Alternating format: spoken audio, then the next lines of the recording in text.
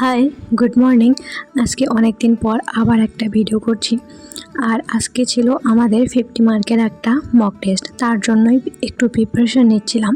কিন্তু আমার প্রিপারেশন নিয়ে কোনো লাভই হয়নি।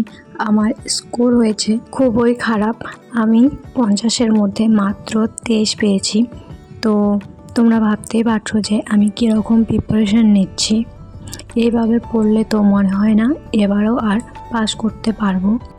ম্যাথ আর ফিজিক্স এই দুটোতেই আমি 0, কারণ এই দুটোর মধ্যে একটাও আমার ভালোভাবে পড়া হয়নি। জাস্ট আমি শুধু ক্লাসগুলো করে রেখে দিয়েছি, কিন্তু একবারও রিভিশনও দিইনি, আর কিছু পড়াও হয়নি। আর কালকে রাত্রে আমি ঠিকঠাক মতো একটু পড়তেও পারিনি। আমার শরীরটা কয়েকদিন থেকে একটু অসুস্থ, তার জন্য তাড়াতাড়ি করে একটু পড়েই ঘুমিয়ে পড়েছিলাম। সকালবেলাও খুব একটা পড়া হয়নি।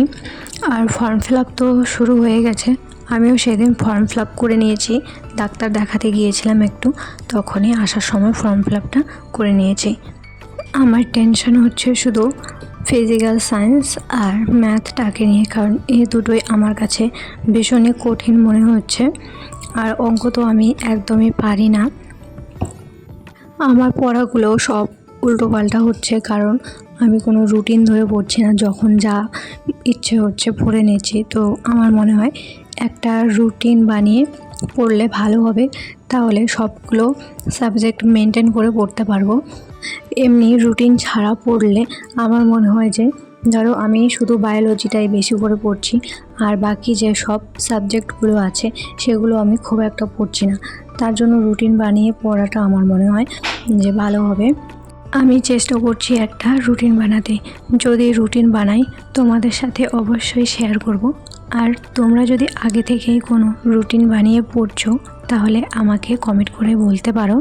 তোমরা যদি অলরেডি কোনো রুটিন বানিয়ে পড়ছো, তাহলে সেই রুটিনটা আমার সাথে শেয়ার করতে পারো। আমার যদি ভালো লাগে আমিও চেষ্টা করব তোমার সেই রুটিন অনুযায়ী পড়ার। আজকে দুপুরবেলা ভালোই রোদ উঠেছিল, তার জন্য একটা পেঁপে মাখা করে সবাই মিলে খেলাম। আমি ভিডিওটিতে খুব বেশি কিছু একটা তুলে ধরিনি। তো আজকের ভিডিওটা এতটুকুই। ভিডিওটি ভালো লাগলে অবশ্যই লাইক করবে এবং কমেন্ট করে জানাবে। Thank you so much. দেখা হচ্ছে নেক্সট ভিডিওতে।